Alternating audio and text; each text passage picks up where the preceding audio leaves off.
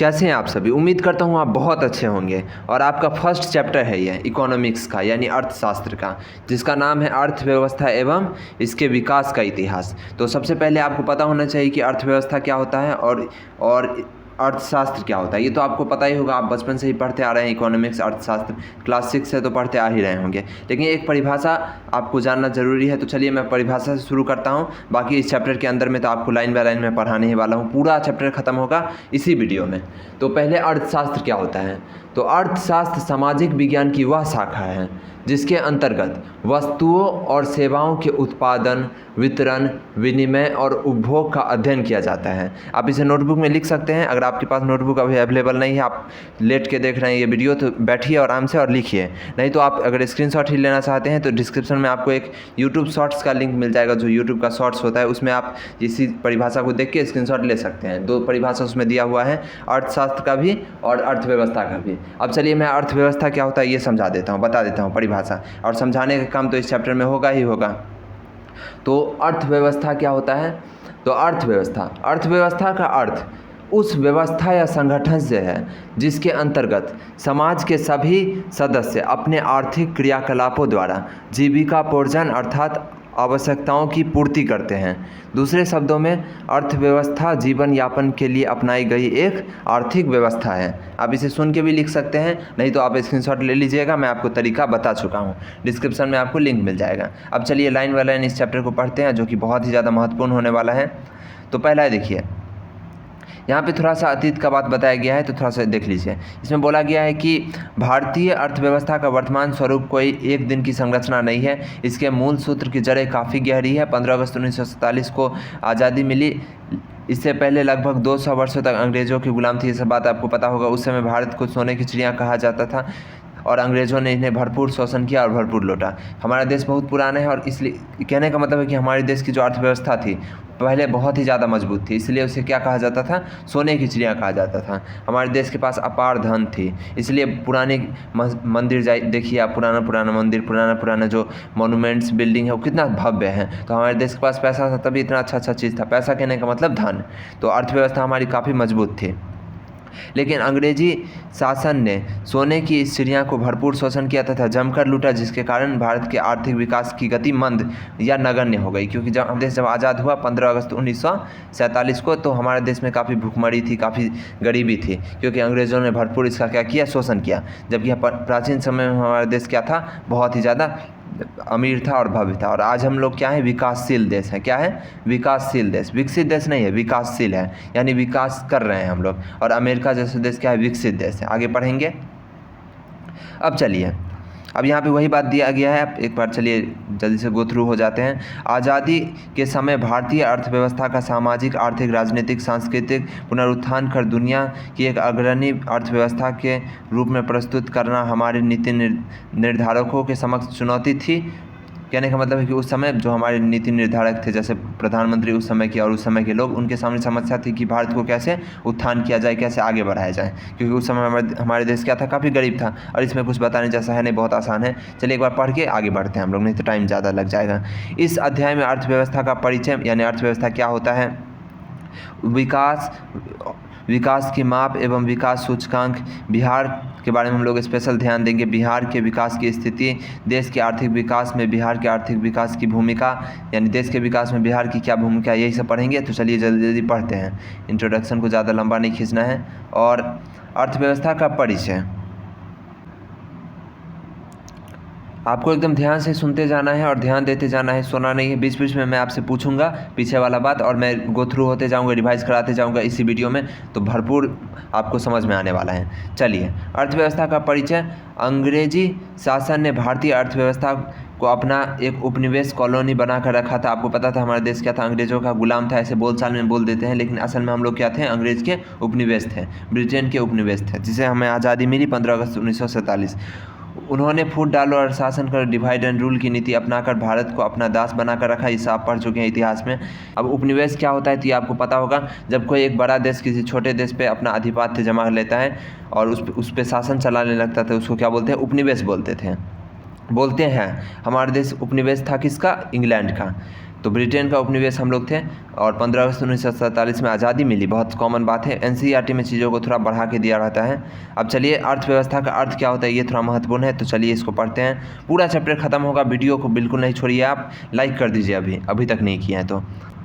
यहाँ तक उदाहरण दिया गया है कि हम अपने दैनिक जीवन में बहुत सारे लोगों को बहुत सारा काम करते हुए देखते हैं, और ये सब जो काम है ना उसको क्या बोलते हैं, आर्थिक क्रियाएं। क्या बोलते हैं, आर्थिक क्रियाएं। जैसे कोई शिक्षक आपको पढ़ाते हैं, कोई डॉक्टर आपको प्रिस्क्रिप्शन लिख के दवा लिख के देते हैं, कोई नौकर आपके घर में काम करता है। तो ये जितना भी काम हो रहा है, कोई कलर का अपना काम कर रहा है, जितना भी काम हो रहा है, कोई वकील कर रहा है अपना काम, ये सब का सब क्या है, आर्थिक क्रियाएं हैं, क्योंकि सबसे पैसा जनरेट हो रहा है, वो पैसा कमा रहा है। तो इन सब क्रियाओं को क्या बोलते हैं, आर्थिक क्रियाएं। तो आप परिभाषा इस तरह से याद कर सकते हैं कि हमारी वे सभी क्रियाएं जिससे हमें आय प्राप्ति होती है उसे क्या कहते हैं, आर्थिक क्रियाएं कहलाती है। आय यानी पैसा, उसका सैलरी, जिससे पैसा प्राप्त होता है उसको क्या बोलते हैं, आर्थिक क्रियाएं। बहुत आसान है।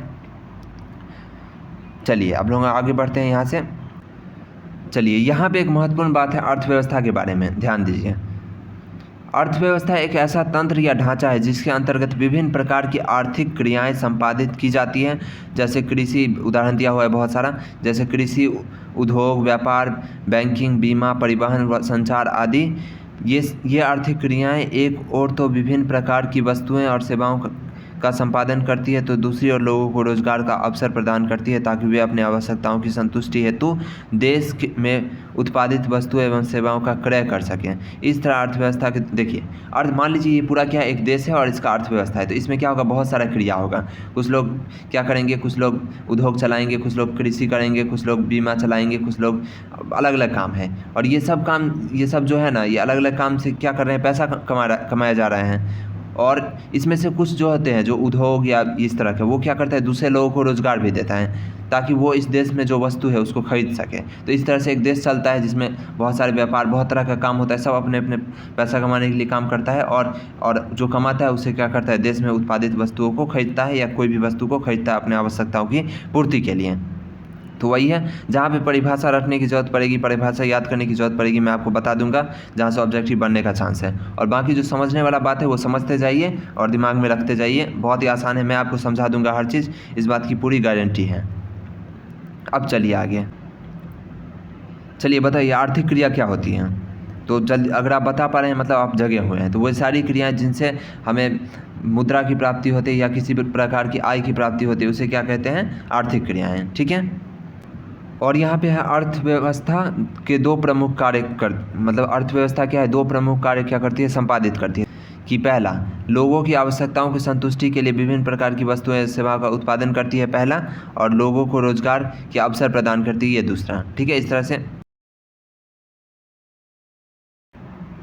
अब यहाँ देखिए, ऑर्थर लुईस और बड़े बड़े जो अर्थशास्त्री है वो क्या बोले थे अर्थव्यवस्था के बारे में, वो यहाँ पे दिया हुआ है। इसको आप थोड़ा थोड़ा याद कर सकते हैं, थोड़ा थोड़ा दिमाग में रखिए, क्योंकि ऑब्जेक्टिव बन जाता है यहाँ से। तो अगर आप बहुत अच्छा तैयारी करना चाहते हैं, एकदम 100 आउट ऑफ 100, तो यहाँ पे थोड़ा सा आप मेहनत कर लीजिए, थोड़ा सा देख लीजिए। बाकी यहाँ से ऑब्जेक्टिव आता भी है, तो इस तरह से काफ़ी आसान है, आप लिंक करके थोड़ा देख सकते हैं अपने हिसाब से कि कौन क्या बोले थे। ठीक है, तो यहाँ पर आप थोड़ा सा मेहनत कर लीजिएगा, मैं आपसे यही उम्मीद करता हूँ। चलिए आगे हम लोग बढ़ते हैं। अर्थव्यवस्था की संरचना, तो अर्थव्यवस्था के 3 क्षेत्र होते हैं, प्राथमिक क्षेत्र, द्वितीयक क्षेत्र और तृतीयक क्षेत्र। और ये बहुत ही आसान है, देखिए एकदम समझिए, ये समझने वाला चीज़ है। प्राथमिक क्षेत्र, देखिए अर्थव्यवस्था के कितने क्षेत्र, तो 3 क्षेत्र। पहले समझिए प्राथमिक क्षेत्र। प्राथमिक क्षेत्र के अंतर्गत आता है कृषि और पशुपालन, जो एकदम गरीब लोग करते हैं, आप ऐसे मान के चल सकते हैं, जो गाँव में होता है। जैसे कृषि में जितना तरह का कृषि हो गया, खरीफ, रबी, जायद, सब के सब कृषि क्या हो गया, प्राथमिक क्षेत्र के अंतर्गत। और पशुपालन, यानी जैसे भेड़ बकरी पाल रहे हैं, गाय को पाल रहे हैं, तो ये भी क्या हो गया, मछली पाल रहे हैं, ये भी क्या है, प्राथमिक क्षेत्र के अंतर्गत आते हैं। ठीक है। और द्वितीयक क्षेत्र में आता है उद्योग धंधा, यानी फैक्ट्री वगैरह, चिमनी फैक्ट्री, ये सब क्या है, चिमनी यानी जिसको आप भट्ठी बोलते हैं, भट्ठा बोलते हैं, जहाँ ईंट बनती है वो, और किसी भी तरह का फैक्ट्री, उद्योग, ये सब क्या हो गया, द्वितीयक क्षेत्र।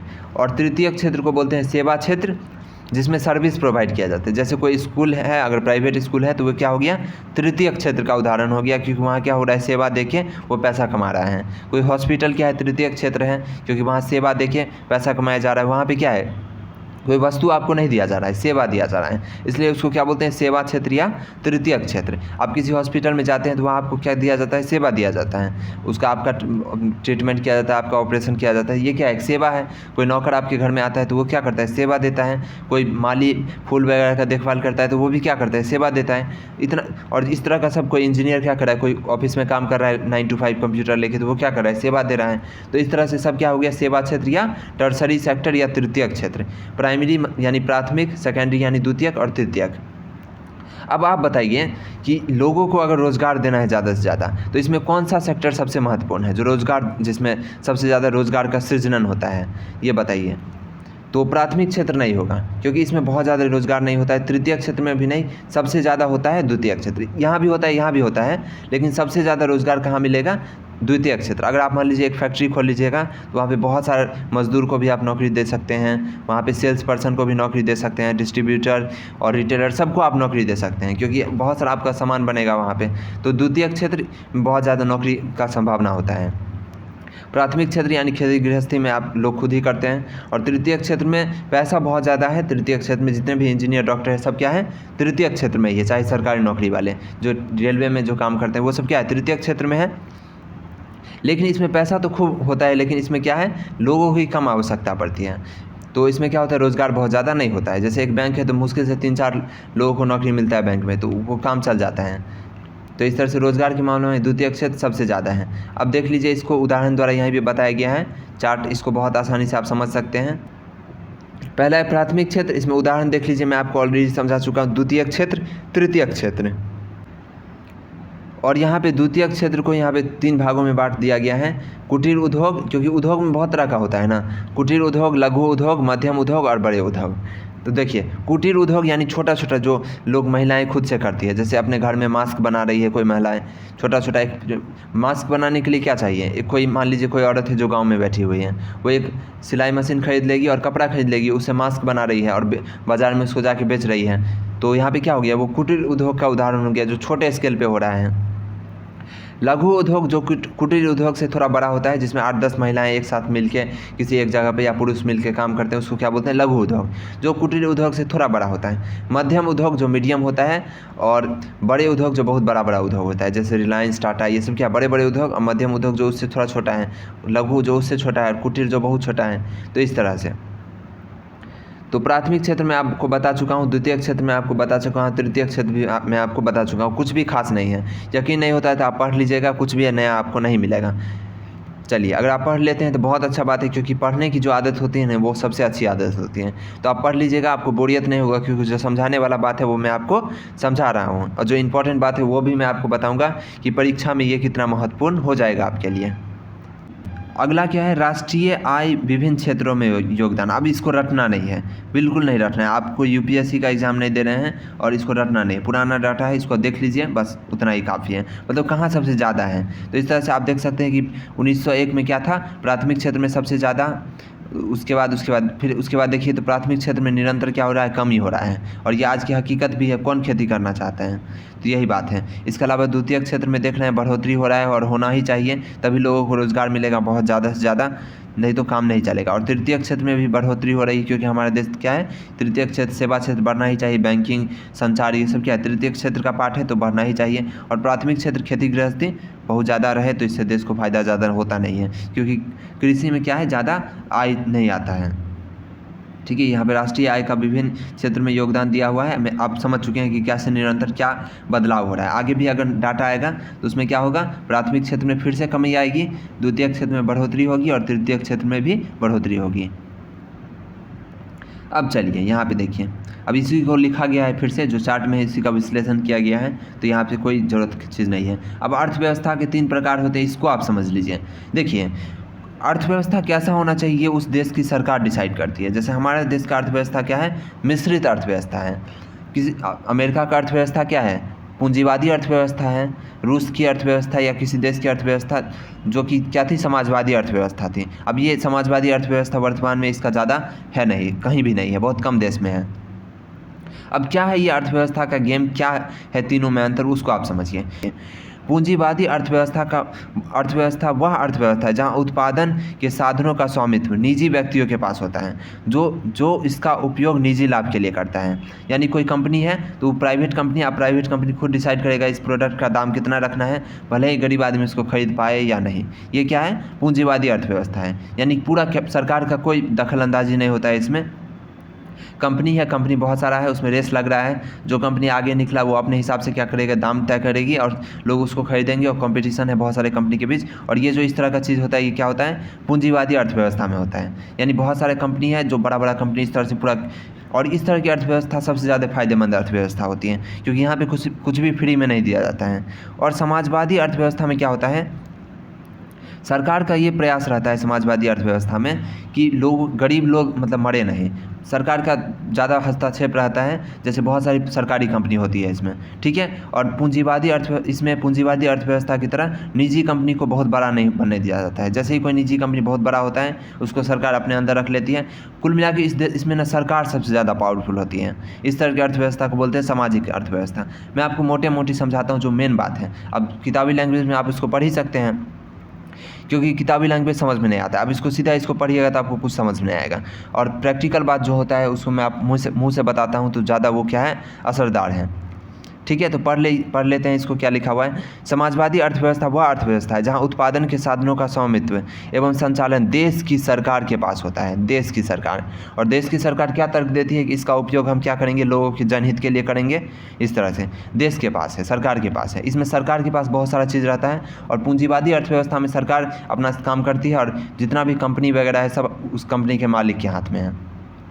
अब इसका उदाहरण देखिए, चीन, क्यूबा आदि देशों में समाजवादी अर्थव्यवस्था है। क्यूबा एक अफ्रीका का देश है, और चीन। तो समाजवादी अर्थव्यवस्था में जनरली सरकार सबसे ज़्यादा पावरफुल होती है, तो सरकार क्या हो जाती है, तनाशाह हो जाती है, अपने हिसाब से वो चलाती है सब चीज़। जैसे चीन का उदाहरण आप देख सकते हैं, चीन की सरकार क्या है, काफ़ी कठोर है वो, ठीक है। और ज़्यादा चीन की बड़ी जो कंपनी है उसके मालिक कौन है, सरकार खुद है। जबकि भारत को देखिएगा तो सरकारी कंपनी है यहाँ, और प्राइवेट भी बड़ी कंपनी है, जैसे टाटा, रिलायंस, ये सब। तो इसलिए हमारे देश को क्या बोला जाता है, मिश्रित अर्थव्यवस्था यानी मिक्स्ड इकोनॉमी। यानी हमारे देश में क्या है, बड़ी कंपनियां भी है और सरकार अपने अंदर भी रखती है। अब मिश्रित अर्थव्यवस्था का एक चीज़ और समझिए आप, देखिए मिश्रित अर्थव्यवस्था हमारे देश में है। जैसे अभी रेलवे का उदाहरण दीजिए, रेलवे क्या है, सरकार के पास है अभी। तो रेलवे भले ही घाटा में रहती है, अभी सरकारी कंपनी है, घाटा में रहती है भले ही, लेकिन उससे क्या होता है, लोगों को लोक कल्याण होता है। जैसे कोई बिना टिकट का भी जा रहा है तो उसको बहुत ज़्यादा दिक्कत का सामना नहीं करना पड़ता है, मतलब उसको काट दिया, उसको बहुत ज़्यादा ऐसा नहीं कि टिकट चेक ही होगा। तो लोग क्या करते हैं, गरीब लोग कम पैसे में भी ट्रेन से सफ़र कर लेते हैं। अगर यही रेलवे क्या होता है, कोई प्राइवेट कंपनी होती तो वहाँ बहुत ज़्यादा टिकट चेक कर रहा था, और चुन के उसमें मतलब किसी अरे गहरे को बैठने नहीं दिया जाता, और इस तरह से बहुत कड़क होता। तो इस तरह से रेलवे खूब प्रॉफिट कमाती, क्योंकि इतना सारा लोग ट्रैवल करता है और इसका टिकट का दाम भी ज़्यादा होता है। और तो रेलवे तो खूब कमाती है, लेकिन लोगों को क्या होता है, दिक्कत होता है, लोग फ्री में सफ़र नहीं कर पाते हैं, बहुत सारी दिक्कत का सामना करना पड़ता है। तो ये एक फ़ायदा भी हो जाता है मिश्रित अर्थव्यवस्था का, थोड़ा नुकसान भी हो जाता है। तो अगर हमारे देश पूरी तरह क्या रहता, पूंजीवादी अर्थव्यवस्था रहता, तो रेलवे भी क्या होता, प्राइवेट कंपनी के हाथ में ही रहता, सरकारी कंपनी नहीं रहता। और तो इससे क्या होता है, देश तो ज़्यादा, अर्थव्यवस्था तो ज़्यादा ऊपर जाती, देश ज़्यादा अमीर होता, लेकिन थोड़ा सा गरीब लोगों के लिए क्या हो जाता है, दिक्कत हो जाता है। तो यही होता है पूंजीवादी अर्थव्यवस्था में ना, कुछ खास लोग जो होता है, समाज का एक बड़ा हिस्सा जो बहुत ज़्यादा अमीर होता है, और एक हिस्सा जो बहुत ज़्यादा गरीब होता है। और समाजवादी अर्थव्यवस्था में बैलेंस करने का प्रयास होता है, लेकिन यहाँ भी बैलेंस हो नहीं पाता है। और सबसे अच्छा मिश्रित अर्थव्यवस्था, जहाँ कुछ चीज़ सरकार के पास है और कुछ चीज़ क्या है, प्राइवेट कंपनी के पास है। अब चलिए इसको एक बार पढ़ लेते हैं। मिश्रित अर्थव्यवस्था पूंजीवाद तथा समाजवादी अर्थव्यवस्था का मिश्रण है। मिश्रित अर्थव्यवस्था वह अर्थव्यवस्था है जहाँ उत्पादन के साधनों का स्वामित्व सरकार तथा निजी व्यक्तियों के पास होता है, दोनों के पास। भारत में मिश्रित अर्थव्यवस्था है। यह अर्थव्यवस्था पूंजीवाद और समाजवाद के बीच का रास्ता है। It is a Midway between capitalism and socialism. Capitalism यानी पूंजीवाद और सोशलिज्म यानी समाजवाद। अब इन चीज़ों को आप समझ लें तो आपको इतिहास में भी काफ़ी ज़्यादा रुचि होने लगेगी, आपको समझ में आने लगेगा, क्योंकि वहाँ भी इन चीज़ों का जिक्र मिलता है, रूस के बारे में किस तरह से समाजवाद, और इस तरह से कार्ल मार्क्स के बारे में आपको पढ़ना होगा, तो वहाँ पर भी काफ़ी मददगार आपके लिए हो जाएगा। दास कैपिटल वगैरह आप पढ़ेंगे इतिहास की पुस्तकों में। अब यहाँ देखिए क्या अर्थव्यवस्था का विकास, तो अर्थव्यवस्था का विकास रातों रात नहीं होता है, ये धीरे धीरे होता है, बहुत धीरे धीरे, एक पेड़ की तरह, जैसे एक आम का पेड़ होता है उस तरह से। और यहाँ पे परिभाषा है, चलिए इसको देख लीजिए, यहाँ पे यही समझाया गया है। और परिभाषा क्या है, अर्थव्यवस्था के विकास को देखने के लिए हमें अपने देश के आर्थिक विकास की स्थिति देखनी होगी।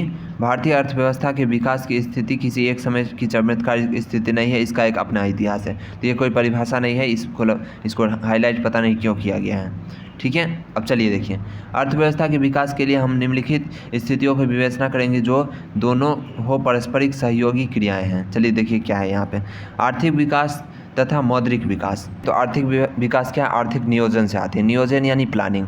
जब तक प्लानिंग नहीं करेंगे वो चीज़ कैसे आएगा। तो आर्थिक विकास आर्थिक नियोजन से आता है। लेकिन आर्थिक विकास होता क्या है, तो आर्थिक विकास आप समझ रहे होंगे कि किस बारे में बात किया जा रहा है, यानी देश का आगे बढ़ना, अर्थव्यवस्था का आगे बढ़ना है, मोटा मोटी यही होता है। अब यहाँ पे पता नहीं दुनिया भर की बातें की गई है जो कि आपके एग्ज़ाम के लिए क्लास 10th के बच्चों के लिए ज़्यादा रिलेवेंट है नहीं, फिर भी आप देख लीजिए, समावेशी विकास को आपको समझना होगा। आर्थिक विकास की जिस पद्धति या प्रक्रिया से समाज के सभी वर्गों का जीवन स्तर ऊंचा होता जाए तथा समाज का कोई भी वर्ग विकास के लाभ से अछूता न रहे, तो ऐसी विकास की क्रिया को समावेशी विकास कहा जाता है। यानी सबको साथ लेकर क्या करना है, विकास करना है, तो उसको क्या बोलते हैं, समावेशी विकास। सबको साथ लेके विकास करना है, उसको क्या बोलते हैं, समावेशी विकास। यानी अमीर गरीब सबको साथ लेके, समाज में ज़्यादा खाई नहीं होना चाहिए। अब आर्थिक विकास की परिभाषा यहाँ नीचे दी गई है और यहाँ पे कुछ विवेचना भी की गई है, आप इसको पढ़ लीजिएगा, कुछ खास नहीं है यहाँ पे, थोड़ा सा देख लीजिएगा, बहुत हार्ड यहाँ से क्वेश्चन कुछ आता नहीं है, ऑब्जेक्टिव भी नहीं आता है यहाँ से, कुछ हार्ड नहीं है यहाँ पे, कुछ इंपॉर्टेंट भी नहीं है। एनसीईआरटी में थोड़ा चीज़ों को कॉम्प्लिकेटेड करने का आदत होता है एनसीईआरटी का, ठीक है। तो यहाँ पे एक इम्पॉर्टेंट चीज़ है जिसको मैं दिखा देता हूँ, जो आपके लिए क्या है, बहुत ज़्यादा ज़रूरी है।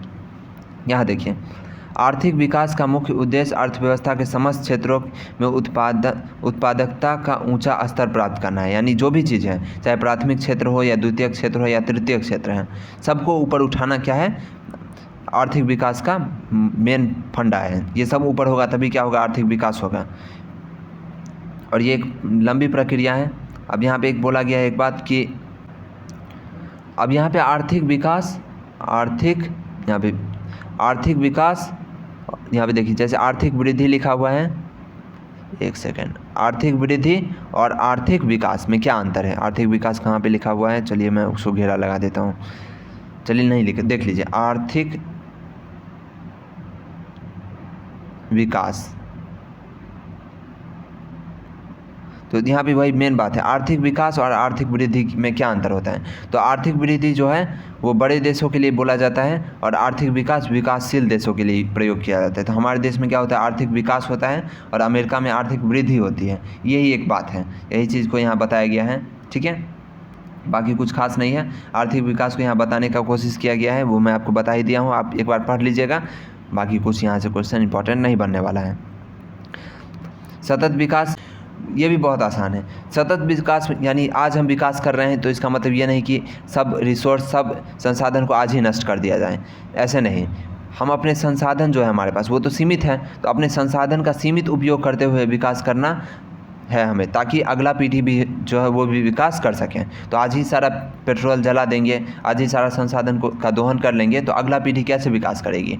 तो यही बात होता है सतत विकास। तो सतत विकास की अवधारणा क्या बोलती है कि आज तो विकास करना ही है, लेकिन ऐसे विकास करना है कि कल की पीढ़ी भी विकास कर सके। एक ऐड आता था टीवी पे बहुत पहले, जिसमें क्या होता था, एक बच्चा और एक पिताजी दोनों एक साथ गाड़ी चलाते रहते थे, तो ट्रैफिक रहता है, तो उसमें जैसे मतलब जनरली क्या होता है, आप लोग देखते भी होंगे कि जब भी ट्रैफिक में लोग रहते हैं तो गाड़ी को बंद नहीं करता है, उसको छोड़ देता है फड़फड़ाते हुए। वहाँ पे क्या होता है, तेल ईंधन का बर्बादी होता है। तो वहाँ पे बोला जाता है कि बचपन बड़े होके मैं, बच्चा बोलता है, बड़े होके मैं साइकिल का दुकान खोलूँगा। तो उसके पिताजी पूछते हैं कि बेटा ऐसा क्यों, तो फिर उसका बेटा बोलता है कि जब आप ही लोग सारा ईंधन ख़त्म कर देंगे तो हम लोग को तो साइकिल ही चलाना पड़ेगा। तो वही बात है। तो इसलिए देश में क्या ज़रूरी है, सतत विकास, कि सब अगली पीढ़ी के लिए भी क्या करना है, संसाधन बचा के रखना है। तो आप इसको पढ़ लीजिएगा, ठीक है। मैं आपको मोटा मोटी क्या होता है इसको समझा चुका हूँ। अब चलिए,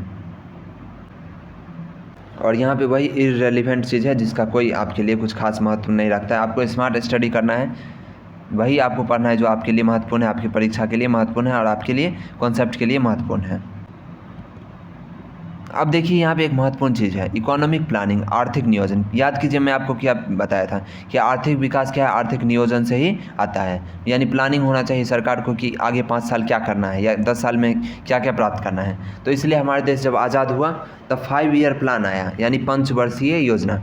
यानी पहला पंचवर्षीय योजना है जिसमें बताया गया कि अगले 5 साल हमें इस चीज़ों को प्राप्त करना है। तो इसका जो संगठन था उसको बोला गया योजना आयोग। तो भारत में योजना आयोग का गठन 15 मार्च 1950 को किया गया और इसके अध्यक्ष प्रधानमंत्री होते हैं योजना आयोग के। लेकिन वर्तमान में क्या है, योजना आयोग खत्म हो चुका है और नीति आयोग उसी का नाम हो गया है और चीज़ें बदल गई हैं। तो अभी नीति आयोग है, योजना आयोग खत्म हो चुका है। ठीक है, प्रधानमंत्री नरेंद्र मोदी जब बने तो वो नाम बदल के हटा दिए उस चीज़ को। तो इसका गठन हुआ था 1950 में और इसके अध्यक्ष प्रधानमंत्री होते थे। उस समय प्रधानमंत्री कौन थे, पंडित जवाहरलाल नेहरू। तो वही इनके अध्यक्ष बने होंगे फर्स्ट बार। ठीक है, योजना आयोग के प्रथम अध्यक्ष तत्कालीन प्रधानमंत्री जवाहरलाल नेहरू थे और अभी वर्तमान में भारत के योजना आयोग के अध्यक्ष डॉक्टर मनमोहन सिंह है। तो ये पुराना बुक है और ये तब छपा था जब मनमोहन सिंह भारत के प्रधानमंत्री थे। लेकिन अब कौन है, नरेंद्र मोदी है। लेकिन अब योजना आयोग ही नहीं है, अब है नीति आयोग। योजना आयोग के शब्दों में आर्थिक नियोजन का अर्थ राष्ट्र की प्राथमिकताओं के अनुसार देश के संसाधनों का विभिन्न विकासात्मक क्रियाओं में प्रयोग करना है। मतलब अर्थात समझ गए कि देश का विकास कैसे करना है, उसके लिए क्या क्या ज़रूरी है हमारे लिए, किन किन लक्ष्य को प्राप्त करना है। इन चीज़ के लिए 5 साल का एक प्लान बनाया जाता था और वही हो गया योजना आयोग, जिसका नाम है योजना यानी प्लान। ठीक है, और ये 5 साल के लिए होता था। अभी तक अपनी 10 पंचवर्षीय योजनाएं पूरी कर चुका है। वही पुराना बात है, भूल जाइए इन सब चीज़ों को, क्योंकि बुक काफ़ी पहले लिखा गया था। और यहाँ पे चलिए पढ़ते जाइए। भारत की पहली पंचवर्षीय योजना की अवधि 1951 से 56, ये लिख लीजिए नोटबुक में, लिख लीजिए 1951 से 1956 क्या था, पहला पंचवर्षीय योजना था। इस समय हमारे देश में क्या था, बहुत ही ज़्यादा कृषि की समस्या थी। तो इस पंचवर्षीय योजना में कृषि पे बहुत ज़्यादा बल दिया गया कि किसी भी तरह से देश में जो भुखमरी है उसको दूर किया जाए, देश में खाने की जो समस्या है उसको दूर किया जाए। ये प्रथम पंचवर्षीय योजना का लक्ष्य था, क्योंकि उस समय देश में काफ़ी गरीबी थी। अब हमारे देश में ऐसी कोई समस्या नहीं है। ठीक है, और ये योजना आयोग जो बहुत अच्छा हुआ हमारे देश के लिए, ये निरंतर 5-5 साल के लिए बनाया गया और हर योजना आयोग अपना अपना काम को फोकस करके बहुत ज़्यादा हमारे देश के विकास में भूमिका अदा की, जिस वजह से हमारा देश धीरे धीरे पटरी पे लौट आया। योजना आयोग का गठन 15 मार्च 1950 को किया गया और इसके अगले साल यानी 1951 में लॉन्च हो गया पहला योजना काल यानी पंचवर्षीय योजना, और चला कब तक, 1956 तक। फिर 56 से 61, समझ गए, 5-5 साल बढ़ा के यहाँ पे दिया हुआ है चार्ट, आपको ये थोड़ा याद रख लीजिए। कुछ आसान है, पहला 1951 से 56, दूसरा 1956 से 61, 5-5 साल जोड़ते जाइए। फिर थोड़ा सा गैप हो गया, पहला, दूसरा, 7वां, 10वां और 11वां। ये इंपॉर्टेंट पंचवर्षीय योजना है जो आपके बुक में दिया गया है। सबको याद नहीं रखना है क्योंकि बहुत सारा पंचवर्षीय योजना हो चुका है। यहाँ पे 10 आपके बुक में लिखा हुआ है, उसके बाद भी इस तरह से। राष्ट्रीय विकास परिषद, नेशनल डेवलपमेंट काउंसिल, NDC, ये क्या है, चलिए इसको एक बार देख लेते हैं। राष्ट्रीय विकास परिषद, नेशनल डेवलपमेंट काउंसिल, ये क्या है देखिए। भारत के राष्ट्रीय विकास परिषद का गठन 6 अगस्त 1952 को किया गया था। इसका गठन आर्थिक नियोजन हेतु राज्य सरकारों तथा योजना आयोग के बीच तालमेल तथा सहयोग के वातावरण बनाने के लिए किया गया था। राष्ट्रीय विकास परिषद सभी राज्य के मुख्यमंत्री इसके पदेन सदस्य होते हैं। प्रत्येक पंचवर्षीय योजना का कार्य योजना आयोग का है और अंत में यह राष्ट्रीय विकास परिषद द्वारा अनुमोदित होता है। तो यहाँ समझिए, देखिए भारत में टोटल 28 राज्य है और हर राज्य का अपना अलग अलग राज्य सरकार है। तो इस राज्य सरकार और योजना आयोग के बीच तालमेल बिठाने का काम कौन करता था, राष्ट्रीय विकास परिषद। और राष्ट्रीय विकास परिषद से ही अप्रूवल लेने के बाद राष्ट्रीय पंचवर्षीय योजना जो होती थी वो कार्यान्वित होती थी। यही चीज़ है यहाँ पे। इसका स्थापना हुआ था 6 अगस्त 1952 को। ठीक है, इसको आपको ध्यान में रखना होगा ये चीज़। मौद्रिक विकास क्या है ये समझिए। वर्तमान 21वीं शताब्दी में मनुष्य को अनेक प्रकार की सुख सुविधाएं उपलब्ध हैं। यदि हम इसके पीछे के इतिहास को देखें तो लगता है कि विगत वर्षों में इन सुख सुविधाओं को उपलब्ध कराने के लिए मनुष्यों को कठिन परिश्रम करना पड़ा है। जब मुद्रा का विकास नहीं हुआ था तब लोग वस्तु से वस्तु देकर अपनी आवश्यकताओं की पूर्ति करती थी। अब ये सब बात आपको पता है। देखिए पहले का सिस्टम क्या था, बार्टर सिस्टम था, यानी वस्तु विनिमय प्रणाली था। इसमें वस्तु के बदले वस्तु मिलती थी और इसकी बहुत सारी अपनी कठिनाई थी, इसलिए समय के साथ साथ क्या हुआ, वस्तु विनिमय प्रणाली को ख़त्म कर दिया गया। और ये सब पढ़ लीजिएगा आप, पूरा कहानी है, आप कक्षा 8 वगैरह में पढ़े होंगे ये सब चीज़, कुछ भी यहाँ पे इम्पोर्टेंट नहीं होने वाला है। अब चलिए यहाँ पे एक बहुत महत्वपूर्ण बात बताया गया, देखिए यहाँ से, अर्थव्यवस्था के विकास के इसी काल में व्यक्तियों के समूह पर शासन करने के लिए एक सरकार गवर्नमेंट का अभ्युदय हुआ। सरकार की स्वीकृति तथा जनता का विश्वास से मुद्रा का चलन होने लगा। मतलब इसमें जनता का विश्वास होता है। देखिए मुद्रा का मेन कॉन्सेप्ट आप सीधा समझिए, किताबी लैंग्वेज को छोड़िए। देखिए आपके पास जो भी नोट है उस पर आरबीआई सिग्नेचर करके डाला है कि मैं धारक को 100 रुपया देने का वचन का अदा करता हूँ, इस तरह का बात लिखा रहता है। तो कहने का मतलब अगर किसी भी चीज़ पे, मान लीजिए एक प्लास्टिक का टुकड़ा है, उसी पे भी अगर आरबीआई ये लिख दे, या सरकार का कोई एक महत्वपूर्ण जो सरकार का अंग है वो अगर लिख दे किसी प्लास्टिक के टुकड़े पर भी कि इसका वैल्यू 100 रुपया है, तो उसको बाज़ार में 100 रुपये की तरह सामान हम खरीद सकते हैं उस प्लास्टिक के टुकड़े को देखें। मतलब सरकार तय करती है, सरकार जिस चीज़ पे लिख देगी, मोहर मार देगी, अपना साइन कर देगी कि इसका वैल्यू 100 रुपया के बराबर है, तो इसके बदले हम 100 रुपया का कोई सामान ले सकते हैं। तो हमारी यहाँ पे करेंसी पे आरबीआई का सिग्नेचर आता है, तो वही हमारे लिए क्या होता है, हम ये यकीन करते हैं सरकार पे कि मेरे हाथ में सरकार ये दिया है, मतलब इसके बदले हम कभी भी इस देश के अंदर उतने मूल्य का वस्तु खरीद सकते हैं। तो यही पैसा का मेन कॉन्सेप्ट होता है कि सरकार गारंटी लेता है कि अगर कोई नहीं लेगा इस पैसे को तो आप मेरे पास आइए, इस तरह से। अब यहाँ पे प्लास्टिक मुद्रा चेक वगैरह के बारे में, इस सब आगे के चैप्टर में इसके बारे में आप डिटेल में पढ़ेंगे और अपलोड किया जा चुका है इस चैनल पे। तो पूरा इकोनॉमिक्स का एक चैप्टर का एक वीडियो, जैसे मुद्रा बचत और साख एक चैप्टर है जहाँ इसके बारे में, इन सब के बारे में डिटेल में दिया हुआ है। तो एक चैप्टर एक वीडियो में मैं ख़त्म कर देता हूँ। प्लेलिस्ट बना हुआ है, डिस्क्रिप्शन में आपको लिंक मिल जाएगा हर चैप्टर का, और आपके लिए बहुत ही ज़्यादा इंपॉर्टेंट रहेगा वो सब। इसके अलावा आप प्रैक्टिस कर सकते हैं, ऑब्जेक्टिव पे क्वेश्चन आंसर आप नोट्स बनाते ही होंगे। इस तरह से संपूर्ण तैयारी हो जाएगा आपका, बेहतरीन तैयारी। एक वीडियो में, छोटा सा वीडियो ही होता है 1 घंटा से कम का, और पूरा एक चैप्टर खत्म हो जाता है आपका, पूरा लाइन बाय लाइन एनसीईआरटी जैसे कठिन शब्दों से भरा हुआ बोरिंग किताब का, जिसके तर्ज पे सारा किताब बनता है। तो आपके लिए ये बहुत ज़्यादा महत्वपूर्ण हो जाता है। चलिए इसे पढ़ लीजिएगा, बच्चा वाला बात है, आप खुद पढ़ लीजिएगा, कोई बहुत दिक्कत नहीं वाले बात नहीं है। प्लास्टिक मुद्रा, आजकल चेक वगैरह है, बैंक डेबिट कार्ड, ये सब आपको पता ही होगा। एटीएम वगैरह के बारे में कहा गया है, यहाँ पे कुछ भी ऐसा नहीं है जो आपको पता नहीं है, रोज़मर्रा की चीज़ें हैं ये, पढ़ लीजिएगा, एकदम समझ में आ जाएगा। लैंग्वेज भी बहुत आसान है। क्रेडिट कार्ड और डेबिट कार्ड में आपको फ़र्क नहीं पता है तो समझ लीजिए। देखिए 2 तरह का कार्ड होता है, मैं बताया हूँ आगे के चैप्टर में, एक स्पेशल चैप्टर ही है मुद्रा बचत और साख, उसमें भरपूर इन चीज़ों के बारे में दिया हुआ है। तो फिर समझ लीजिए शॉर्ट में यहाँ पे। डेबिट कार्ड का मतलब होता है एक ऐसा कार्ड जिसको हम लोग बोलते हैं एटीएम कार्ड। इसके मदद से हम बैंक से जो पैसा निकालते हैं, बैंक में जाना नहीं पड़ता है, डेबिट कार्ड रहता है हमारे पास, तो हम सीधा जाके एटीएम मशीन में निकाल लेते हैं पैसा, या फिर किसी दुकान में जाके सामान खरीद लेते हैं। आप ऑनलाइन परचेज भी डेबिट कार्ड की मदद से कर सकते हैं, अगर आपके बैंक अकाउंट में पैसा रहेगा तब। आप डेबिट कार्ड का नंबर डालिएगा, सीवीवी पिन जो होता है पीछे में वो डालिएगा, और आपके मोबाइल पे ओटीपी आएगा वो डालिएगा, और इस तरह से डेबिट कार्ड से आप पैसा कटा सकते हैं कहीं पे भी ऑनलाइन शॉपिंग करते वक्त। तो डेबिट कार्ड इस तरह से। एक होता है क्रेडिट कार्ड जो इससे अलग है। डेबिट कार्ड तभी काम करेगा जब आपके बैंक में पैसा रहेगा, लेकिन क्रेडिट कार्ड ये उधार का कार्ड होता है। क्रेडिट यानी साख यानी उधार, ये उधार का काम करता है।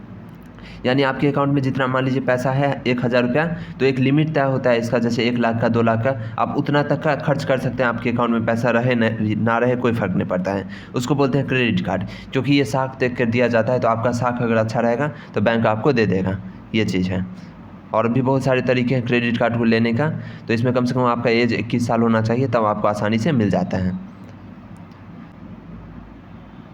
यहाँ देख लीजिए वस्तु विनिमय प्रणाली क्या होता है, वस्तु के बदले वस्तु। मौद्रिक प्रणाली क्या है, मुद्रा वाला सिस्टम। बैंकिंग प्रणाली, कोर बैंकिंग, सब पढ़ लीजिएगा, बहुत ही आसान चीज़ है ये सब। और ये गांव की कहानी है, पढ़ लीजिए, एकदम कोई मतलब कोई खास चीज़ नहीं है, यहाँ पे पढ़ लीजिएगा, एकदम समझ में आ जाएगा। जो चीज़ आप खुद पढ़ के समझ सकते हैं बहुत ही आसानी से, जिसमें थोड़ा भी दिमाग नहीं खपाना है और बोरिंग चीज़ भी नहीं है, उसको आप पढ़ लीजिए, क्या ही दिक्कत है। और जो इंपॉर्टेंट है वो मैं आपको बता ही रहा हूँ। अब राष्ट्रीय आय ये बहुत ज़्यादा महत्वपूर्ण है, तो इसको चलिए मैं बताता हूँ। ये चैप्टर बहुत बड़ा है, इसलिए मैं कुछ चीज़ छोड़ दिया हूँ जो एकदम बोरियत वाला चीज़ है, लेकिन आगे का जो चैप्टर है उसमें मैं सब चीज़ पढ़ रहा हूँ, तो वो सब वीडियो ज़रूर देखिएगा। और चलिए इसमें देखिए राष्ट्रीय आय क्या होता है ये समझिए। राष्ट्रीय आय, अब इसको समझने के लिए आप पहले अपना आय बताइए, आपका आय क्या है। मान लीजिए आपके पिताजी काम करते हैं, वो अगर महीने का मान लीजिए 25,000 कमाते हैं। कितना कमाते हैं? 25,000। तो वो उनका क्या है? पर्सनल आय है, पर्सनल इनकम है। सैलरी है उनका या फिर किसी भी तरह का, तो वो उनका आय है। इसी तरह से एक देश का भी आय होता है जिसको क्या बोलते हैं, राष्ट्रीय आय। और वही हम लोग समझेंगे कि क्या है, लाइन बाय लाइन इसको पढ़ते हैं, फिर मैं आपको अपने भाषा में समझाऊंगा उसको। राष्ट्रीय आय, राष्ट्रीय आय का आर्थिक विकास का एक प्रमुख सूचक माना जाता है। अब ये क्या है, सूचक है, बहुत सारे सूचक होते हैं, राष्ट्रीय आय, प्रति व्यक्ति आय और भी बहुत सारे सूचक है जिसके बारे में हम लोग पढ़ेंगे। तो ये पहला सूचक है जो काफ़ी महत्वपूर्ण है, और ये किसका नाम क्या है, राष्ट्रीय आय या नेशनल इनकम। राष्ट्रीय आय को आर्थिक विकास का एक प्रमुख सूचक माना जाता है। किसी देश के एक वर्ष की अवधि में उत्पादित सभी वस्तुओं और सेवाओं के मौद्रिक मूल्य के योग को राष्ट्रीय आय कहा जाता है। इसको आप नोटबुक में लिख दीजिए, बहुत आसान है। देखिए, एक साल के अंदर देश में जितना भी गुड्स और सर्विस बना है, उत्पादित हुआ, उस सब का दाम को जोड़ देते हैं तो क्या आता है, राष्ट्रीय आय। तो हमारे देश का राष्ट्रीय आय बहुत ज़्यादा होगा, बहुत ज़्यादा होता है राष्ट्रीय आय, ठीक है, क्योंकि पूरे देश के अंदर है, सभी उत्पादित वस्तु और सेवा का मूल्य बताना है। सामान्य तौर पर जिस देश की राष्ट्रीय आय अधिक होती है देश विकसित कहलाता है, और जिस देश की राष्ट्रीय आय कम होती है वो अविकसित कहलाता है। एकदम कॉमन बात है, इसमें कोई दिमाग लगाना ही नहीं है, जितना ज़्यादा हो उतना अच्छा। अब प्रति व्यक्ति आय ये समझिए। देखिए, मान लीजिए इस देश की जनसंख्या है 100, इसको समझिए प्रति व्यक्ति आय, ये बहुत आसान है। देखिए, इसमें एक बात है जो समझने वाला बात है, वो भी समझिए। देखिए, मान लीजिए हमारे पास एक देश है, ठीक है, अब एक देश है, इसमें टोटल कितने लोग हैं, 100 लोग हैं। टोटल कितने लोग हैं, 100 लोग, बस 100 ही लोग हैं। और इस देश की जो राष्ट्रीय आय है वो मान लीजिए 20,000 है।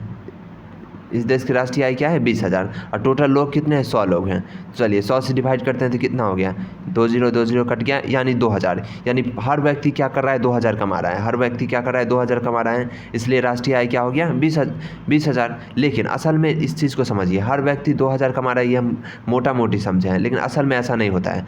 जैसे हमारे देश की राष्ट्रीय आय के बारे में बात करेंगे तो जो भी है वो, तो उसमें ऐसा नहीं है कि हर व्यक्ति उतना ही कमाता है, नहीं।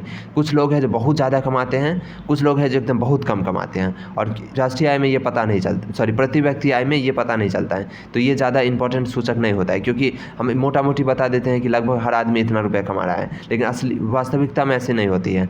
कुछ लोग बहुत ज़्यादा कमाते हैं और कुछ लोग बहुत कम कमाते हैं।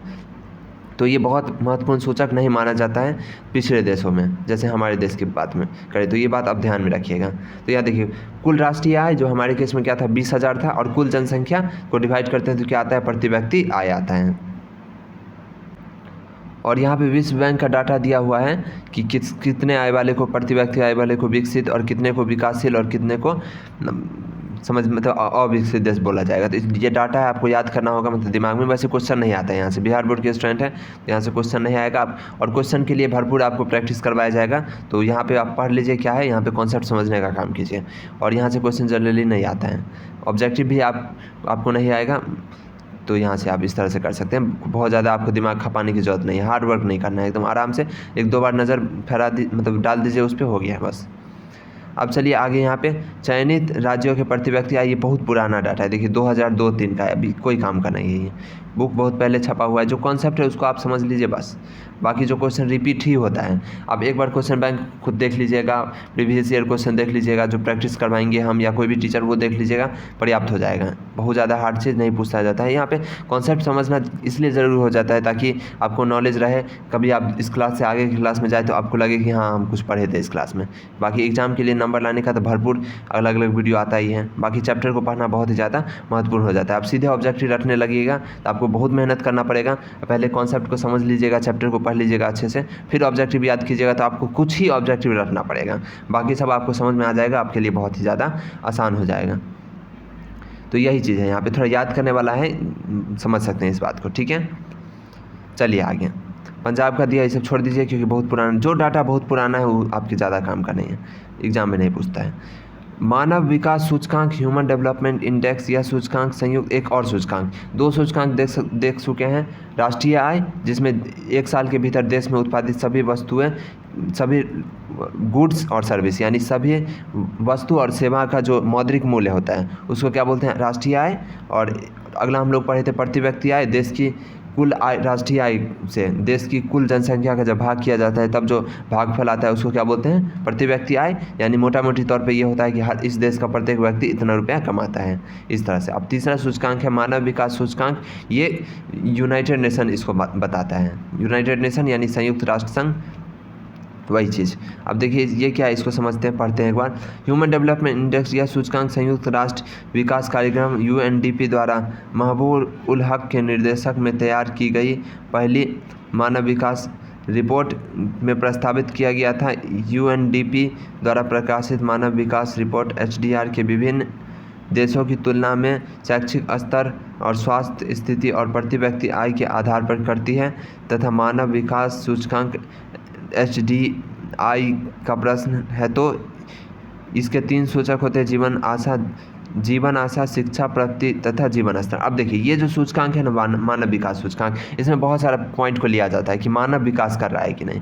इसमें सिर्फ पैसे को नहीं गिना जाता है, बाकी चीज़ों को भी गिना जाता है, जैसे कितना साल एवरेज जीता है यहाँ के लोग, मतलब उस देश के लोग, शिक्षा की क्या स्थिति है, जीवन स्तर क्या है, साथ ही साथ स्वास्थ्य सुविधा कैसी है। इन सब चीज़ों को कंपाइल करके अलग अलग रिपोर्ट बनाया जाता है, जिसको बोलते हैं मानव विकास सूचकांक।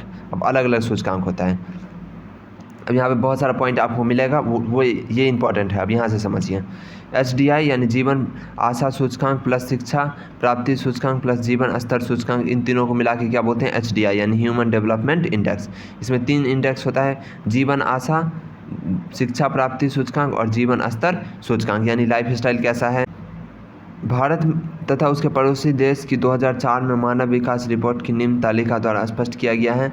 अब ये तालिका दिया हुआ है कि कहाँ पे रैंक किसका क्या है। तो नॉर्वे का 1 पे ह्यूमन डेवलपमेंट इंडेक्स के रैंक में है, 1, 2, 3 इस तरह से 1 और 3 पे है ऑस्ट्रेलिया, श्रीलंका। भारत का स्थान क्या है इसमें? 126 है, बहुत पुराना डाटा है, ठीक है। और आपको लेटेस्ट डाटा भी याद नहीं करना है, क्योंकि आप कोई कॉम्पिटिटिव एग्जाम का प्रिपरेशन तो कर नहीं रहे हैं, आपके एग्जाम में वो आएगा ही नहीं। बस समझ लेना है कि कैसे ये संस्था काम करती है, और जब आप गवर्नमेंट जॉब का एग्ज़ाम देंगे तो वहाँ पे ये पूछा जाएगा कि इस साल हमारा रैंक क्या रहा, ये सब चीज़। ये रैंक है कि किसका कितना आया है, आप पढ़ लीजिएगा, मतलब इसमें कोई क्वेश्चन नहीं आएगा यहाँ से। बस आपको ध्यान में रखना है कि ह्यूमन डेवलप इंडेक्स क्या होता है मोटा मोटी, जो इसमें बहुत सारे छोटे छोटे सूचकांक को मिला के ह्यूमन डेवलप इंडेक्स बनाया जाता है। और इसका मेन मकसद होता है कि राष्ट्रीय आय, प्रति व्यक्ति आय तो पता चल गया, लेकिन देश के अंदर का ज़मीनी हकीकत क्या है, वहाँ के लोग की शिक्षा की क्या कंडीशन है, जीवन आशा क्या है, मतलब कितना दिन जिंदा रहते हैं, जीवन स्तर क्या है, लाइफ स्टाइल कैसा है, वहाँ लोग रहना चाहेंगे कि नहीं, कैसा माहौल है, इन चीज़ों के बारे में हमें बताता है ह्यूमन डेवलप इंडेक्स। इसका बहुत कई सारा सूचकांक होता है, ठीक है। चलिए पढ़ लीजिएगा लाइन बाय लाइन, कोई दिक्कत नहीं। चलिए इसको लाइन बाय लाइन पढ़े, इससे पहले आप एक चीज़ देखिए यहाँ पे नीचे। चलिए मैं आपको एक चीज़ दिखाता हूँ, इसका जो आपका एक्सरसाइज है इसमें देखिए क्वेश्चन कहाँ से आ रहा है, जो चीज़ मैं आपको बता चुका हूँ, एकदम आसान चीज़, बहुत ज़्यादा डेप्थ में नहीं पूछ रहा है कि इस साल क्या था, वो जो डाटा दिया हुआ है आपकी बुक में वो सब नहीं पूछ रहा है, अब पूछना भी नहीं चाहिए, एग्जाम में भी नहीं पूछता है, ठीक है। देखिए काफ़ी आसान क्वेश्चन ही मिलेगा, जो कॉन्सेप्ट वाला चीज़ है, जो रटने वाला जो आंकड़ा है वो नहीं पूछा जाएगा आपसे, ठीक है। वो वहाँ पे दे दिया है ताकि थोड़ा सा चैप्टर बड़ा हो जाए, बात ख़त्म, उतना ही, उससे ज़्यादा नहीं। जो समझने वाले चीज़ें हैं बस उसी को आप समझिए, रटना नहीं है आपको कि इस साल क्या था, उस सूचकांक में हमारा स्थान क्या था, ये सब कुछ भी याद करने का ज़रूरत नहीं है। National human development report UNDP के बारे में यहाँ बताया गया है कि किसकी सिफारिश पे उस समय तत्कालीन राष्ट्र मतलब प्रधानमंत्री कौन थे और किस तरह का माहौल था, डेट वगैरह है, तो वो सब आपको याद करने का उतना ज़रूरत नहीं है। इसका मेन क्या फंडा है, यहाँ पे देखिए, जैसे अप्रैल 2002, ये सब नहीं याद रखना है। मेन फंडा क्या था कि बिहार को इसमें रैंकिंग दिया गया था कि कौन सा राज्य आगे है, कौन सा पीछे है, और इसमें बिहार को मतलब पिछड़ा राज्य को बीमारू राज्य की संज्ञा दी गई थी, जिसका स्पेलिंग था BIMARU, और B से आता था बिहार, ठीक है। और आगे IMARU, इससे अलग अलग राज्य था, जिसके बारे में आप आगे के चैप्टर में पढ़ेंगे। बीमारू राज्य के बारे में मैं बता चुका हूँ डिटेल में, और आप खुद भी पढ़ सकते हैं, कोई दिक्कत नहीं, आप पढ़ लीजिएगा एक बार पूरा। कॉन्सेप्ट यही है कि इसमें बिहार को बताया गया था कि सबसे पिछड़ा राज्य बीमारू राज्य में था, बाकी आप पढ़ लीजिएगा यहाँ से, कोई दिक्कत नहीं है। उपभोक्ता व्यय यानी उपभोक्ता मतलब कंज्यूमर जो हम लोग हैं, और व्यय यानी खर्च करना। आप अगर शब्द को भी ठीक से पढ़िएगा ना तो आपको समझ में आ जाएगा। तो यानी कहाँ के लोग ज़्यादा खर्च करते हैं, तो उपभोक्ता व्यय। तो ऑब्वियसली जो शहर के लोग रहेंगे वो ज़्यादा पैसा कमाते हैं तो वो ज़्यादा खर्च करेंगे, तो उनका उपभोक्ता व्यय शहर के लोगों का ज़्यादा रहेगा, गाँव के लोगों का कम। गाँव के लोग में क्या, सब्जी घर से ही उगा लेते हैं, खेत में ही हो जाता है, तो ज़्यादा चीज़ खरीदने की जरूरत गांव के लोगों को नहीं होता है। हालांकि अब गांव में भी थोड़ा सा शहरीकरण हो रहा है तो उसका प्रभाव देखने को मिल जाता है। आधारिक संरचना इंफ्रास्ट्रक्चर, ये काफ़ी महत्वपूर्ण चीज़ है, इसको चलिए। आधारिक संरचना का मतलब उन सुख सुविधाओं से तथा सेवाओं से है जो देश के आर्थिक विकास के लिए सहायक हैं। ये सभी तत्व जैसे बिजली, परिवहन, संचार, बैंकिंग, स्कूल, कॉलेज, अस्पताल आदि देश के आर्थिक विकास के आधार हैं। उन्हें देश के आधारिक संरचना, आधारभूत ढांचा कहा जाता है। किसी देश के आर्थिक विकास में आधारिक संरचना का महत्वपूर्ण स्थान है। जिस देश का आधारभूत ढांचा जितना अधिक विकसित होगा, यह देश उतना ही अधिक विकसित होगा। समझिए, ये चीज़ जो है आधारिक संरचना, जैसे बैंकिंग सही होना चाहिए, स्कूल अच्छा होना चाहिए ताकि वहाँ के बच्चे पढ़ लिख के जीवन में आगे बढ़ें, स्कूल, कॉलेज, हॉस्पिटल अच्छा होना चाहिए ताकि लोगों का स्वास्थ्य सही रहे, और इस तरह से बिजली रहना चाहिए, बैंकिंग रहना चाहिए। ये सब चीज़ जहाँ रहेगा वहाँ कंपनी ज़्यादा आएगी, वहाँ ज़्यादा। बिहार में क्यों नहीं कंपनी आती? क्योंकि यहाँ बिहार में इन सब चीज़ों की अपार कमी है, और यहाँ बाढ़ भी बहुत ज़्यादा आता है, जिस वजह से आधारभूत संरचना और चौपट हो जाती है। शहर में दिन रात बिजली रहता है, वहाँ का रोड बहुत अच्छा रहता है, संचार सुविधा अच्छा रहता है, नेटवर्क पूरा दिन अच्छा रहता है। जैसे आप लोग ऑनलाइन भी पढ़ाई करते होंगे, तो अगर गाँव में होते होंगे तो हमेशा नेटवर्क का प्रॉब्लम रहता होगा, जो कि काफ़ी दिक्कत वाला बात है। तो इस तरह से ये सब चीज़ अगर ठीक करेंगे तो वहाँ का जो शहर है, वो शहर या गाँव, अगर उनमें इन सब चीज़ों आधारभूत संरचना जो है उसका अगर विकास करेंगे तो वो शहर, वो गाँव अपने आप क्या हो जाएगा, विकसित हो जाएगा। इसलिए सरकार को इन चीज़ों पर विशेष ध्यान देना चाहिए, और देते भी हैं। और जहाँ ध्यान नहीं दिया जाता है वो क्या हो जाता है, पिछड़ा हो जाता है। जैसे अपना बिहार, तो बिहार के बारे में हम लोग आ गए। तो बिहार में विकास की स्थिति, तो पहले बोला गया कि बिहार का इतिहास बहुत पुराना है। यहाँ गांधी जी आए थे, चंपारण आंदोलन किए थे 1917 में, आपको पता होगा ये चीज़। आपको यहीं से डॉक्टर राजेंद्र प्रसाद जन्म लिए थे, आपको ये सब पता ही होगा। पुराने समय में चंद्रगुप्त मौर्य वगैरह यहीं के थे। चंद्रगुप्त, अशोक, शेरशाह, गुरु गोविंद सिंह, वीर कुंवर सिंह के बारे में आप पिछले कक्षा में पढ़े भी होंगे कि कैसे वे अपना हाथ काट दिए थे। और काफ़ी ज़्यादा इनके नाम पे कॉलेज भी है बिहार के दरभंगा जिला में, Kunwar Singh college, KS college. और डॉक्टर राजेंद्र प्रसाद, ये सब क्या थे, भारत के प्रथम राष्ट्रपति थे डॉक्टर राजेंद्र प्रसाद। कहने का मतलब है कि बिहार का अतीत क्या था, पहले काफ़ी गौरवपूर्ण था। जयप्रकाश नारायण यहीं के थे जिन्होंने संपूर्ण क्रांति किया। और आज जितना भी बिहार का मुख्यमंत्री है, जैसे नीतीश कुमार, लालू यादव, ये सब जो थे जयप्रकाश नारायण के नेतृत्व में ही छात्र आंदोलन किए थे, जिसके कारण ये लोग राजनीति में बहुत ज़्यादा आगे निकल गए। तो संपूर्ण क्रांति इस तरह से हुआ था, बिहार से ही ये शुरू हुआ था। और जयप्रकाश नारायण जो बिहार के ही थे, वही चालू किए थे। तो बिहार का इतिहास काफ़ी गौरवपूर्ण है। यहाँ नालंदा विश्वविद्यालय था, काफ़ी कुछ था। तो यही सब चीज़ यहाँ दिया हुआ है। लेकिन वर्तमान में बिहार का समस्या क्या है, आपको पता ही होगा। गरीबी, बेरोजगारी, भ्रष्टाचार, अशांति का माहौल यानी गुंडागर्दी जो होता है। साधनों के मामले में धनी होते हुए भी बिहार की स्थिति दयनीय हो गई है। बिहार पिछड़ा राज्य हो गया। अब क्या कारण है वही बताया गया है, ताकि आप इन चीज़ों को समझें और खुद को इन चीज़ों में नहीं झोंकें। पहला कारण क्या है बिहार का पिछड़ेपन का कारण में? पहला है तेज़ी से बढ़ती हुई जनसंख्या। यहाँ जनसंख्या बहुत ज़्यादा है, जनसंख्या घनत्व क्या है, बहुत ज़्यादा है। तो इस तरह से ये भी एक सबसे बड़ा समस्या है, क्योंकि जितना ज़्यादा लोग रहेगा उस सबको रोज़गार देना मुश्किल का काम है। और समझ रहे हैं ना, आपके घर में मान लीजिए 100 रुपया नहीं, मान लीजिए 10,000 का आमदनी है और लोग बहुत ज़्यादा है, तो आपको मुश्किल का सामना करना पड़ेगा। लोग गरीब अपने आप हो जाएंगे। तो जनसंख्या ज़्यादा और आमदनी कम रहेगा तो दिक्कत होगा ही होगा। तो सब जनसंख्या अगर प्रोडक्टिव हो जाए तब काम बन सकता है। तो यहाँ पे एक प्रॉब्लम ये है। अगला है आधारभूत संरचना का अभाव, जो मैं आपको बता चुका हूँ। यहाँ ना पूरा दिन बिजली रहता है, ना अच्छा संचार है, ना अच्छा रोड है। रोड तो खैर अभी ठीक हो रहा है, कुल मिला के सुधार हो रहा है। बिहार पहले यहाँ था तो धीरे धीरे करके विकास तो कर रहा है, आगे और करेगा। लेकिन अब जो हकीकत है वो हकीकत है, ठीक है। बाकी राज्य विकसित हो चुके हैं, बहुत ज़्यादा विकसित है। बिहार अभी शुरू ही किया है विकास करना, तो थोड़ा दिक्कत है। कृषि पर निर्भरता, बिहार के ज़्यादातर लोग कृषि ही करते हैं, मतलब कृषि पर ही बहुत ज़्यादा निर्भरता है। और कृषि में आमदनी बहुत कम होती है, मैं आपको बता चुका हूँ। बाढ़ और सूखे से क्षति, बाढ़ वगैरह कितना प्रॉब्लम करता है आपको पता ही है। हर साल बाढ़ आता है और क्षति करता है। और सूखा भी होता है, आपको पता नहीं है शायद, मतलब आपके इलाके में भले ही ना होता हो, लेकिन बिहार में सूखा का भी समस्या है। औद्योगिक पिछड़ापन, कोई भी इंडस्ट्री वगैरह नहीं आता है। इसका मेन कारण यही है, दो कारण है। पहला, यहाँ आधारभूत संरचना का अभाव है, कोई कंपनी क्यों आएगी, यहाँ आधारभूत संरचना ही नहीं है। दूसरा, बिहार और झारखंड पहले एक ही था, और झारखंड में काफ़ी ज़्यादा क्या था, रिसोर्स था, जिसको संसाधन बोलते हैं। लेकिन झारखंड तो अब बिहार से अलग हो गया, तो ये संसाधन कहाँ चल गया, झारखंड के पास चला गया, तो बिहार नल्ला रह गया। तो ये भी एक औद्योगिक पिछड़ापन का कारण है।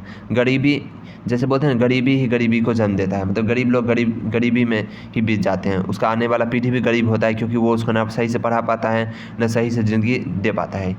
खराब विधि व्यवस्था, कानून व्यवस्था भी बहुत ख़राब है। गुंडागर्दी कितना होता है आप देखते होंगे कि कट्टा वगैरह, बहुत ज़्यादा गोली बंदूक और ये चीज़ें हैं। खुलेआम रिश्वतखोरी, बहुत सारी चीज़ हैं। मतलब खराब कानून व्यवस्था तो है ही, मतलब कुशल प्रशासन का अभाव, ये दोनों एक दूसरे से मिलता जुलता है। खराब कानून व्यवस्था है और कुशल प्रशासन का अभाव, यानी पुलिस वगैरह सही से काम नहीं करती है, प्रशासन सही से काम नहीं करती है। बिहार की स्थिति, जनसंख्या दिया हुआ है कि कैसे बढ़ रहा है लगातार और अभी भी बढ़ते ही जा रहा है। पढ़ लीजिएगा, एकदम आसान है ये सब चीज़, बहुत पढ़ लीजिएगा, कुछ खास नहीं है। अभी मैं रोक के पढ़ा था इसको। अब बिहार के पिछड़ेपन का दूर करने का उपाय, जो जो उसका कारण था उस सबको धीरे धीरे ठीक कर देंगे। जनसंख्या पर नियंत्रण करेंगे, आधारभूत संरचना का, वही सब बात का उल्टा कर दिया। उसमें जनसंख्या था तो जनसंख्या को कम कर देंगे। कृषि पर निर्भरता था तो कृषि की निर्भरता कम करेंगे, या कृषि का तेज़ी से क्या करेंगे, विकास करेंगे। बाढ़ आता है तो बाढ़ को नियंत्रित कर देंगे। आधारभूत संरचना का कमी था तो उसका विकास कर देंगे। उद्योग का कमी था तो उद्योग का विकास कर देंगे। उसका उल्टा, बस आपके पास दिमाग रहेगा तो लिख ही दीजिएगा इस तरह का उत्तर। और बहुत सारे मेरे चैनल पे वीडियो है, जैसे बिहार के पिछड़ेपन का कारण, मैं छोटा छोटा वीडियो बहुत सारे टॉपिक पे बनाते रहता हूँ और सबका प्लेलिस्ट बना हुआ है, तो वो सब देख सकते हैं ताकि आपका क्वेश्चन आंसर में काफ़ी पकड़ बन जाए। क्योंकि समझना अलग बात होता है और नोटबुक में उसको सुंदर point by point line answer बना के लिखना, वो भी क्या है, एक अलग बात है। दोनों होना चाहिए स्टूडेंट के अंदर। तो वो सब क्वेश्चन आंसर देखने के लिए मैं क्वेश्चन आंसर का वीडियो लाता हूँ, एक 3-4 मिनट का वीडियो रहता है जिसमें 3-4 महत्वपूर्ण क्वेश्चन आंसर को मैं लिख के बता देता हूँ। आप स्क्रीनशॉट लेके नोटबुक में आसानी से लिख सकते हैं, उस वीडियो को देख के। तो चैनल पे आइए, प्लेलिस्ट को देखिए, आपके लिए बहुत कुछ मिलेगा, बहुत कुछ मिलेगा। और इसमें लिखा हुआ है कि केंद्र से अधिक मात्रा में संसाधनों का हस्तांतरण, यानी केंद्र सरकार ज़्यादा से ज़्यादा सहयोग करे, विशेष राज्य का दर्जा दे, इस तरह का चीज़ हो तो हमारे बिहार का विकास हो सकता है। लेकिन सरकार ऐसा नहीं कर रही है, क्योंकि इसका बहुत सारा कारण है। क्योंकि केंद्र में अलग सरकार है, और जैसे केंद्र में अभी बीजेपी का सरकार और अपने बिहार में किसका सरकार है, तो जमता भी नहीं है सरकार के बीच। तो ये सभी कारण हैं, आप पढ़ सकते हैं, बाकी आपको भी दिमाग है तो इस तरह का चीज़ है। तो केंद्र ज़्यादा से ज़्यादा सहयोग करे, ये ज़रूरी है। और यहाँ पर जम्मू एंड कश्मीर के बारे में बोला गया कि विशेष राज्य था, लेकिन अब वो भी क्या हो गया, ख़त्म हो चुका है। अब मिलती रही है यहाँ लिखा हुआ है, यानी समय समय पर। अभी खैर ऐसा कुछ यहाँ पे बात नहीं है। चलिए यहाँ अगला पढ़ते हैं। देश के आर्थिक विकास में बिहार के विकास की भूमिका तो बहुत कम भूमिका है, क्योंकि बिहार क्या है, बहुत ज़्यादा पिछड़ा है। बिहार देश का एक बड़ा राज्य है। भौगोलिक क्षेत्रफल तथा जनसंख्या दोनों ही दृष्टिकोण से बिहार का स्थान भारत में एक अलग महत्व रखता है। जनसंख्या यहाँ बहुत ज़्यादा है, और क्या है, क्षेत्रफल की दृष्टि से भी बिहार बड़ा राज्य है। इसलिए कहा जाता है कि यदि भारत को विकसित करना है तो बिहार को भी विकसित करना पड़ेगा, आवश्यक है। भारत को विकसित करना है तो सिर्फ बिहार को नहीं, हर राज्य को विकसित करना आवश्यक है। ये तो कॉमन बात है।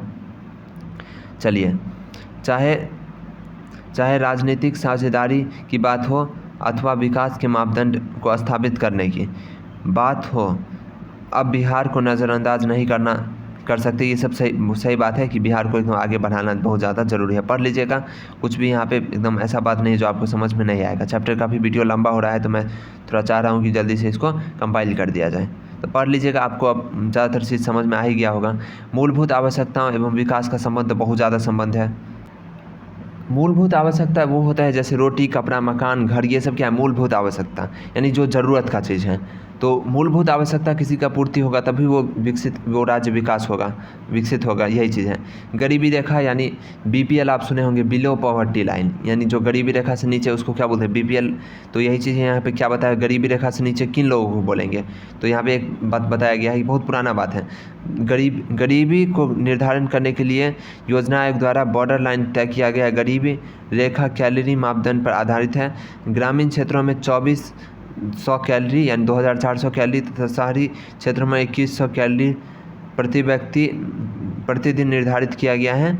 अर्थात मतलब ये बहुत वाहियात चीज़ है। देखिए, अगर आप सिर्फ 3-4 रोटी और थोड़ा भुजिया भी खा लीजिएगा ना, तो भी आपका इतना कैलोरी पूरा हो जाएगा आपका। तो ऐसा कोई बात नहीं है, वो डिपेंड करता है कि कोई काम क्या कर रहा है। मान लीजिए कोई कठिन परिश्रम कर रहा है तो उसको इतना कैलोरी से कुछ भी नहीं होगा। ये एक मोटा मोटी बात है जो बता दिया गया है, बहुत पुराना बात है। ये योजना आयोग के काल में ही ये फिक्स किया गया था, और वर्तमान में इस तरह से देखा जाए तो कोई गरीब नहीं रहेगा, क्योंकि 3-4 रोटी और थोड़ा बहुत भुजिया तो हर कोई खा लेता है, उससे इतना कैलोरी आ जाता है। तो ये वाहियात चीज़ है। हालांकि ये दिया हुआ है तो चलिए मैं पढ़ दिया हूँ। बाकी गरीबी निर्धारण करने का ये तरीका काफ़ी पुराना है और ये बहुत ज़्यादा वाहियात है। ठीक है, इतना कम कैलोरी कोई भी कंज्यूम कर लेते हैं। हालांकि अभी इतना इस चीज़ को भी हम अगर तर्ज करें तो इस बेसिस पे भी बहुत सारे लोग गरीब निकलेंगे। इससे पता चलता है कि हमारे देश में आर्थिक असमानता कितनी ज़्यादा है। बहुत ज़्यादा लोग आज भी 2 रोटी के लिए तरसते हैं, तो ये चीज़ भी है हमारे देश के अंदर। तो आर्थिक असमानता है, और बिहार में तो ये बहुत ज़्यादा है, बिहार काफ़ी गरीब है। नरेगा, चलिए अब नरेगा क्या है इसको समझते हैं। तो नरेगा का फुल फॉर्म है national rural employment guarantee act. इसके अंतर्गत लोगों को 100 दिन का रोज़गार दिया जाता है। इसमें रोज़गार के रूप में मजदूरी वाला काम रहता है, ठीक है। ग्रामीण रोजगार देने के लिए यह एक राष्ट्रीय योजना है। इसके अंतर्गत ग्रामीण मजदूरों को साल में कम से कम 100 दिनों के लिए रोजगार देने की व्यवस्था है। इसमें न्यूनतम मजदूरी निर्धारित है, मतलब बहुत कम मजदूरी मिलता है और फिक्स है ये, और मिल जाता है रोजगार। नरेगा के अंतर्गत बहुत सारे मजदूरों को, इसमें मजदूर लोग को काम मिलता है, ठीक है, वही बात है। और ये काफ़ी दिन से चल रहा है ये नरेगा वाला चीज़। और यहाँ पे सारांश दे दिया है, सारांश आप खुद पढ़ लीजिएगा। और इस तरह से चैप्टर खत्म हो गया। ये सब कीजिए। क्वेश्चन आंसर वगैरह चाहिए तो कमेंट कीजिए और वीडियो में जुड़े रहिए। वीडियो को लाइक और चैनल को सब्सक्राइब कर ही दीजिए। और उम्मीद करता हूँ कि इस वीडियो से आपको बहुत कुछ सीखने को मिला होगा। आप इस चैप्टर को जिस दिन किताब खरीदे होंगे उसी दिन पढ़े होंगे। आपको कितना समझ में आया आपको भी पता है, और इस वीडियो को देखने के बाद आपका नॉलेज में कितना इजाफा हुआ है ये आपको पता है। तो वीडियो को लाइक करना ही पड़ेगा आपको, और चैनल को सब्सक्राइब करना ही पड़ेगा। और इसी तरह से जो भी आपको ज़रूरत है सब कुछ मिलेगा इस चैनल पे।